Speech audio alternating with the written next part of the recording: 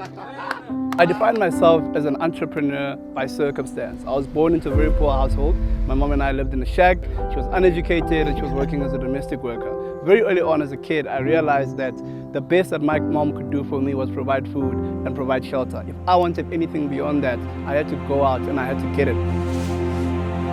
When I see Karidas on TV, I feel very happy, and also I feel like crying.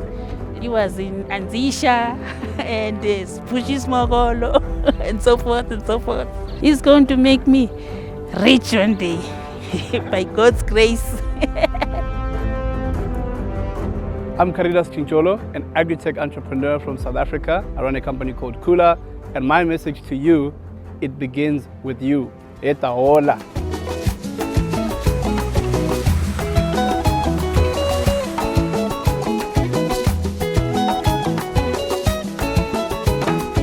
I think there's a very poor perception of agriculture among young people. I think people still view it as an old industry that's only for older people. And the only way that young people are going to start embracing agriculture is if we start making it a financially viable alternative to a traditional job. So as the youth in Africa, knowing that agriculture is our competitive advantage, we need to stand up and start finding a whole lot of gaps in the market and start plugging them in so that we can be the breadbasket of the whole world.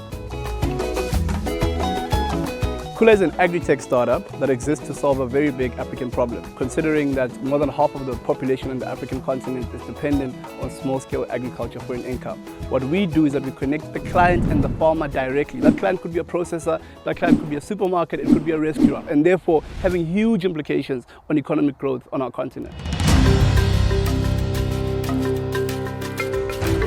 What the farmer gets out of the app is consistency. So by the time they put seed on the ground, they are clear on where their produce is going to go, how much it's going to sell for, how it's going to get there. And also, we're getting young people to embrace tech within the agricultural space. So they're actually using an app. We're moving away from the traditional way of doing things. We're moving into a place where we'll be doing deliveries using drones. And once we make agriculture cool, that's the first point of getting young people into the industry. So currently, we have about 600 farmers on the platform. The number is growing. We've got over 2,000 hectares that is currently under production. And that's more than the biggest commercial farmer in South Africa at the moment.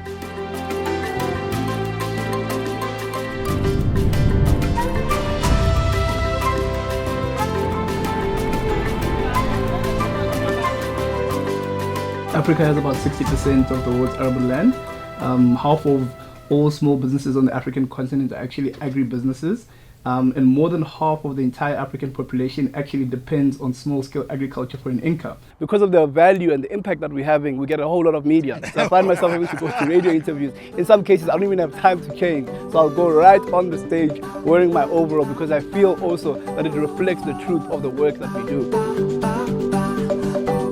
We've just won an award from MTN that certified us as the #1 app in the country. We beat all the major banks. We've also been certified as the #1 agricultural solution within South Africa. And that award means a lot to us because it recognizes all the pain that we've been going through, all the hard work that we've been putting in. It kind of gives us a sense of a validation.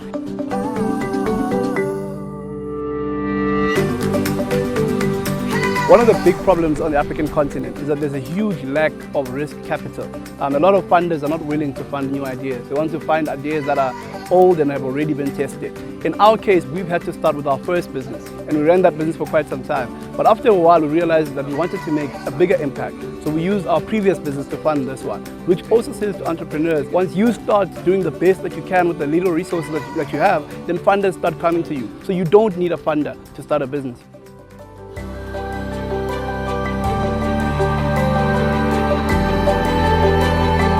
My dream is an Africa that is self-sustaining, an Africa that has African solutions that are directly linked to African problems. So we can supply the world with food 10 times over because of the land that we have. And we need to start embracing that because that is our competitive advantage.